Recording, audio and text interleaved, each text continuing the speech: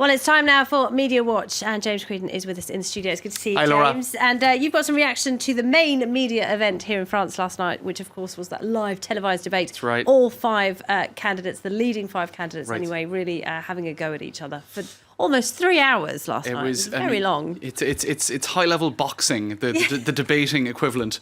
Just a quick look at the format first, because that got somewhat criticised. It was somewhat criticised. Here's some headlines in Le Monde: 5 voices for a confrontation without debate. And indeed, that opinion was echoed by one of the columnists for Le Monde, who wrote here, a too copious a menu with too short, the responses being too short. In other words, they discussed a huge amount of topics, and there were 5 of them. There were 5 of them. So how deep into the issues can you get, and to what point can it even be a debate, which is the whole point of the exercise? They covered everything: education, nuclear power, the economy, France's role in the world, Burkini. Europe, Burkini, the whole 9 yards.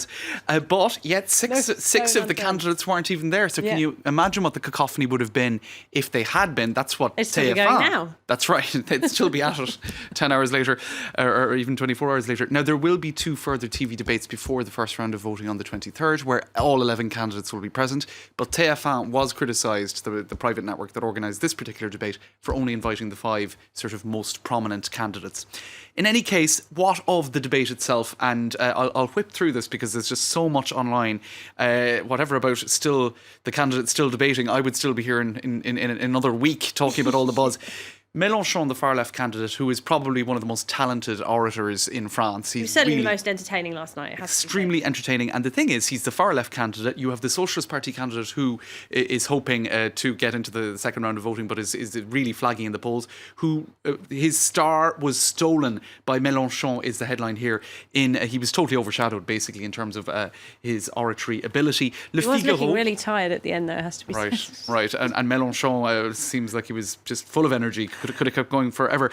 And it was the most searched word on social media during the debate, Mélenchon. So he did grab Maybe he's picked up a few more voters then.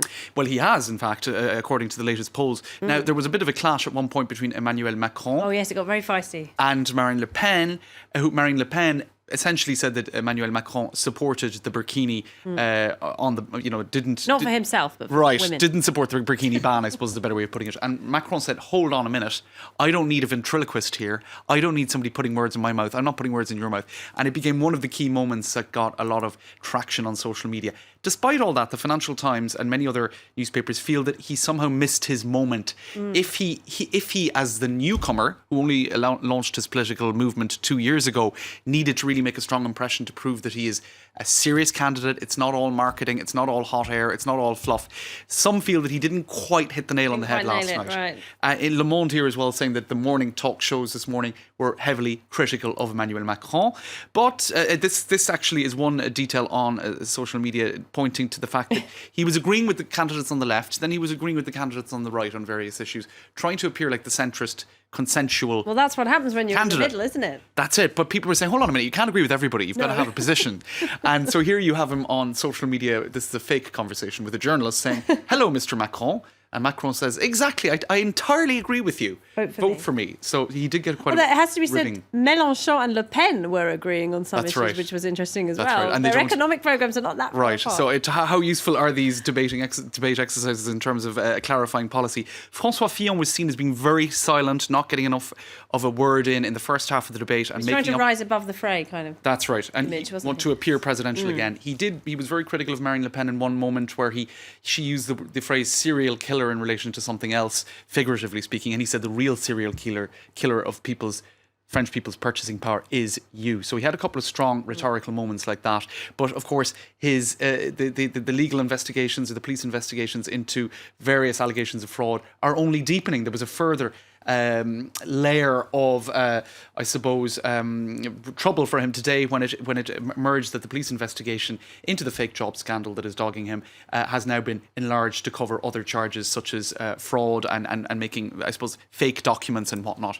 Anyway, which is related to the work that his wife allegedly did. That's right. So it's not going to go away anytime soon, and that might be a neat moment to seg into the other big news story of the day. Talking of fake job scandals. Right.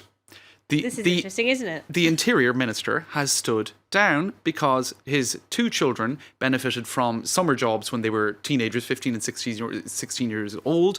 Now, an investigation has been opened. It's not established that these were fake jobs, but the very suspicion of it, when the left wing has made such a fuss over Fillon, meant that they were really left with no choice other than... Because this only broke last night, and by this afternoon he'd gone. That's right. Stéphane de That was very Vries, quickly. often at France 24, a Dutch commentator. journalist based in Paris, says Hollande gave a moral lesson to François Fillon. Just 24 hours is all it took for them to draw the to draw the consequences of these revelations. In other words, very quick decision that he had to go. Now, Bruno Leroux had been very critical of François Fillon over the last few weeks, and of course videos are being drawn out of him saying, well, what could have very well applied to him now himself.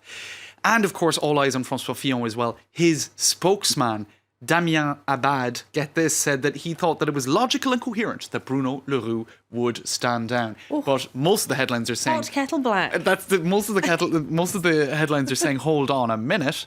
This really is a rather cruel reminder that Fillon has not done the same thing. All right, James, we'll have to leave it there. But thank you, Thanks, as Laura. always, James Creedon there.